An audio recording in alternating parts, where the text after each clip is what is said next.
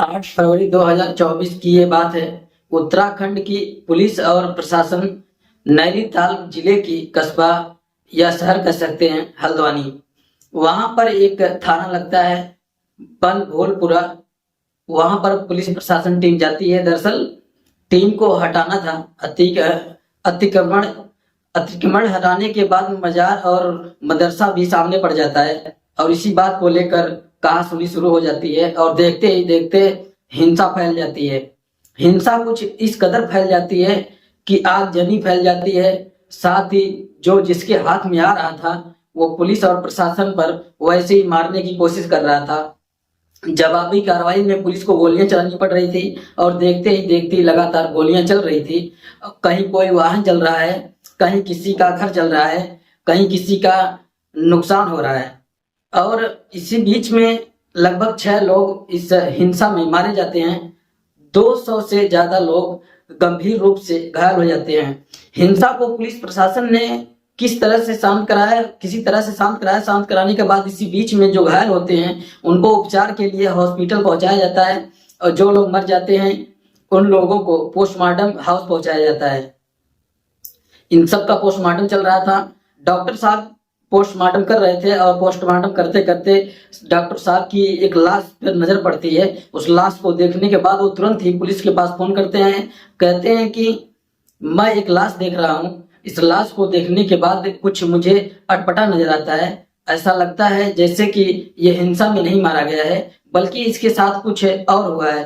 दरअसल पुलिस वाले पूछते हैं कि क्या बात है, यानी कि यहाँ के जो एसएसपी होते हैं पूछते हैं कि डॉक्टर इसके जो राइट साइड में पीछे का हिस्से होते हैं, एक नहीं दो नहीं बल्कि 3 गोलियां ऐसे मारी हैं जैसे किसी को अच्छी तरह से निशाना आता है। अब एक ही जगह पर एक ही व्यक्ति को 3 गोलियां आखिरकार कैसे लग सकती है, क्योंकि जहां पर गोली लगी है वहां पर एक गोली लगने के बाद व्यक्ति गिर कर मर सकता है, दूसरी गोली उसको उसके पास में जाकर मारनी ही पड़ेगी। पुलिस अब इस मामले की जांच पड़ताल में जुट जाती है और जांच पड़ताल के बाद जो सच सामने आता है वो वाकई अपने आप में बड़ा हैरान करने वाला था, परेशान करने वाला था। ये घटना एक तरफ तो चलती है कि इस बनभूलपुरा इलाके में जो हिंसा फैली हुई थी पूरे देश भर में फैल जाती है और दूसरी इस घटना के साथ साथ दूसरी घटना ये फैल जाती है कि किसी ने अपने रंजिश का जिस तरह से जैसे बदला लिया है। नमस्ते प्रणाम, हर हर महादेव। मैं ओम प्रकाश पाल।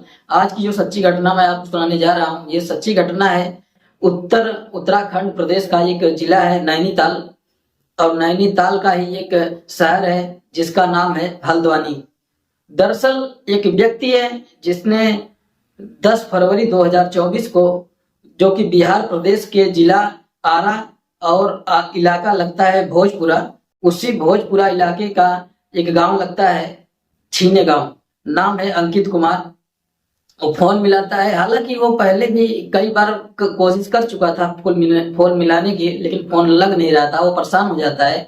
आखिरकार एक बार घंटी बोल जाती है और जैसे ही घंटी बोलती है वो आवाज आती है कि हेलो, कौन बोल रहा है। इधर से अंकित गुस्से में बात करता है, कहता है कि हम तुम्हारे जीजा बात कर रहे हैं, तुम्हें इतना भी नहीं पता साले, तुमने फोन बंद क्यों किया हुआ है। जब इतना कहा उधर से उस व्यक्ति ने कहा, मैं उत्तराखंड पुलिस का एक कांस्टेबल बात कर रहा हूं, आपको किससे बात करनी है। इधर से वो व्यक्ति थोड़ा संभलता है, उसे लगता है कि हाँ कुछ ना कुछ शायद कहीं मुंह से गलत ना निकल जाए, इसलिए बताता है कि साहब मेरा नाम अंकित कुमार है, मैं बिहार प्रदेश के जिला आरा के रहने वाला हूँ और यहाँ मेरा जो साला है वो कई दिन से लगातार उसको फोन मिला रहे थे लेकिन फोन नहीं लग रहा है। अब फोन मिला है तो आपने फोन उठाया है। इस तरह की जब बातें उस व्यक्ति के शालीनता के साथ कही तो पुलिस वाले ने बहुत ही आराम से कहा कि भाई तुम्हारे इस साले की हिंसा में मौत हो चुकी है, यानी कि वो मारा जा चुका है। जैसे ही ये बात लड़कियों के परिवार वालों को पता चलती है तो परिवार वालों का रो रो कर बुरा हाल हो जाता है। तभी अंकित से थोड़ी जानकारी और ली जाती है। उससे ये भी कहा जाता है कि जितने जल्दी हो सके तुम यहाँ हल्द्वानी में आ जाओ और यहाँ पर आने के बाद फिर बाकी बाद में करेंगे। दरअसल इस पुलिस वाले को ये जानकारी देता है, कहता है कि मरने वाला जो व्यक्ति है इसका नाम है प्रकाश कुमार सिंह, जिसके बाप का नाम श्याम देव सिंह है, जो कि इसी बिहार प्रदेश के जिला आरा के छीनी गांव का रहने वाला है। बेहद गरीब परिवार है। 5 बहनें 2 भाई होते हैं। सबसे बड़ा भाई यही था जो मर चुका है।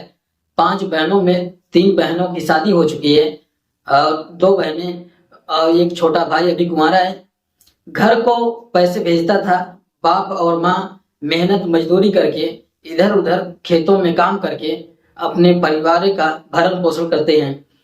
यहाँ पूछा गया कि हल्द्वानी क्यों आया था। हल्द्वानी पहली बार आया था और पुलिस को यहीं पर कुछ शक होता है कि आखिरकार ये कैसे बोल रहा है। उधर पुलिस इस मामले की जांच पड़ताल में जुट जाती है। जब ये लाश मिली थी तो लाश मिलने के साथ ही इसके जेब में 50 रुपए रखे हुए थे, एक मंगलसूत्र रखा हुआ था, एक आधार कार्ड रखा हुआ था और इसकी लाश मिल जाती है। साथ ही इसको 3 गोलियां मारी गई थी। 3 गोली क्यों लगी है, यही पुलिस के लिए एक सवाल था। अभी तक तो पुलिस ये परेशान थी कि क्यों यहाँ पर घूम रहा है। पता चलता है कि मजदूरी करने के लिए आया है। पुलिस ने जैसे ही सीडीआर निकलवाया, यानी कि मोबाइल की जो कॉल डिटेल होती है, किससे इससे बातचीत होती है, कब कब ये आता जाता है, क्या है, उसके बारे में पूरी जानकारी मिल जाती है। पुलिस ने जब पूरी प्रकाश कुमार सिंह की सीडीआर यानी कॉल डिटेल निकलवाई तो कॉल डिटेल से पता चलता है कि उधम सिंह नगर जिला है और उधम सिंह नगर जिले का एक इलाका लगता है सितारगंज, और सितारगंज का ही एक जगह है शक्ति फार्म, वहां का रहने वाला सूरज बाइन। इस चीज से बातचीत हुई थी, यानी कि इन दोनों की बातचीत का सिलसिला पहले भी चलता रहता था। 2.5 साल पहले ये कहानी शुरू होती है। 2.5 साल पहले ये व्यक्ति जिसका नाम होता है प्रकाश सिंह, जो कि बिहार प्रदेश का उत्तराखंड सितारगंज यानी कि उधम सिंह नगर जिले में आता है मेहनत मजदूरी करने के लिए।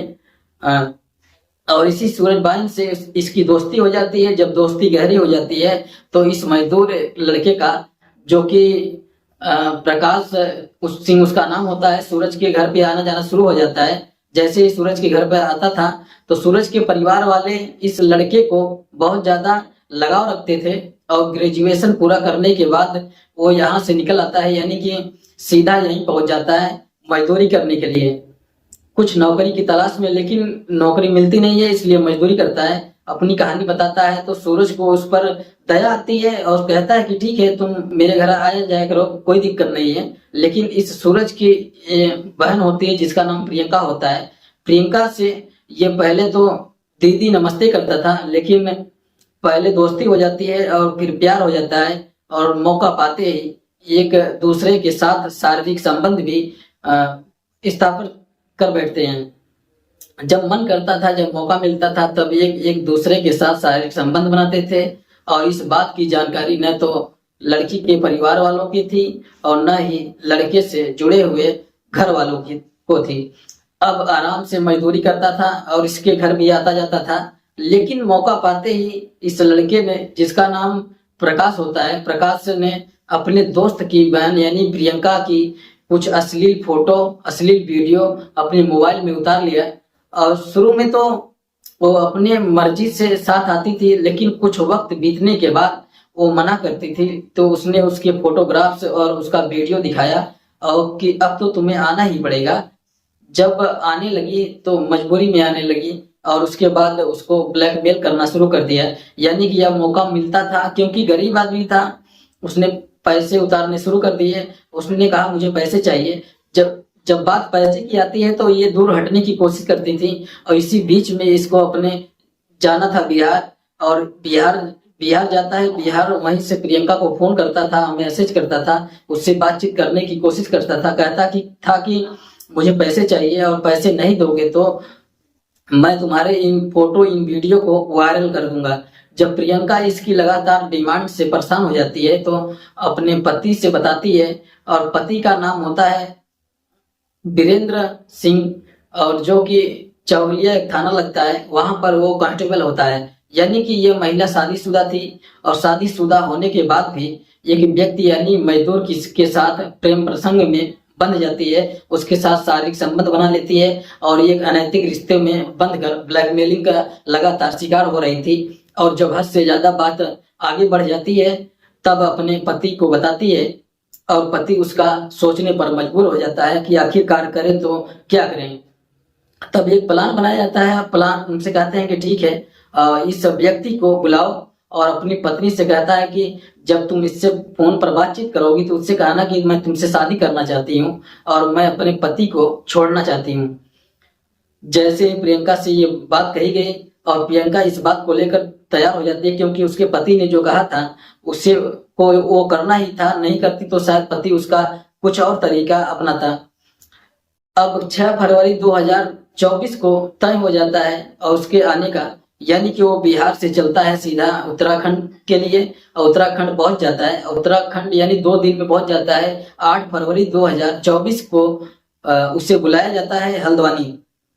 हल्द्वानी जैसे ही पहुंचता है तो बनफूलपुरा एक इलाका लगता है, यहाँ पर पुलिस और प्रशासन की टीम गई हुई थी ये, और इस इलाके से कुछ अतिक्रमण हटाने के दौरान ही पब्लिक और प्रशासन पुलिस के बीच में झड़प हो जाती है, हिंसा भड़क जाती है, आगजनी हो जाती है। जहां देखो वहां से गोलियों की आवाज आ रही थी, कोई गोली चला रहा है तो कोई पथराव कर रहा है और देखते ही देखते कई वाहनों में आग भी लग रही थी। इसी बीच में एक वायरलेस किया जाता है। वायरलेस ये किया जाता है कि हल्द्वानी का मनफूलपुरा जो इलाका लगता है और पुलिस प्रशासन को भेजा जाए ताकि स्थिति को नियंत्रण कर लिया जाए। और जैसे ही मैसेज वायरल हो रहा था, यानी कि सेट पर चल रहा था पुलिस प्रशासन के, इस मैसेज को जो वीरेंद्र होता है, वीरेंद्र सिंह भी सुन रहा था, यानी कि प्रियंका का पति भी सुन रहा था। यहाँ तक तो पूरी प्लानिंग बिल्कुल ठीक थी। उसको बुलाकर, यानी प्रकाश को बुलाकर हत्या करनी थी और कहीं और मारना था। तभी उसके दिमाग में कुछ खटकता है और अपने साले से कहता है कि तुम एक काम करो, उसे हल्द्वानी के बनफूलपुरा इलाके में बुलाओ, वहां पर इलाका लगता है गोलापार, वहां पर लेकर जाओ। और यहाँ पर हिंसा भड़की हुई थी और मौका देखते ही उससे कहा कि तुम्हारे मोबाइल के अंदर जो फोटो हैं, वीडियो हैं, इनको तत्काल प्रभाव से खत्म कर दो, डिलीट कर दो। इसी बीच में इनकी कहा सुनी होती है और कहा सुनी होने के बीच में जब ये प्रकाश अपनी बात पर अड़े रहता है, ऐसा पुलिस के खुलासे में बताया जाता है और मौका मिलते ही इसको एक के बाद एक 3 गोलियां मारी जाती है। और जैसे ही 3 गोलियां लगती है और वो ढेर हो जाता है और मर जाता है और गोलापार बाईपास के पास उसकी लाश को फेंक देते हैं। अब पुलिस ने जब तलाश करना शुरू किया तो ढूंढना शुरू किया तो ये घटना स्थल के आसपास 6 लाशें मिलती हैं, साथ ही लगभग 200 लोग घायल मिलते हैं। जब इसकी लाश मिलती है तब इसका पोस्टमार्टम कराया जाता है। पोस्टमार्टम कराने के बाद पता चलता है कि इस घटनाक्रम से, पूरे के पूरे मामले से इस व्यक्ति का कोई लेना देना था ही नहीं। अगर लेना देना था तो और लोगों का था।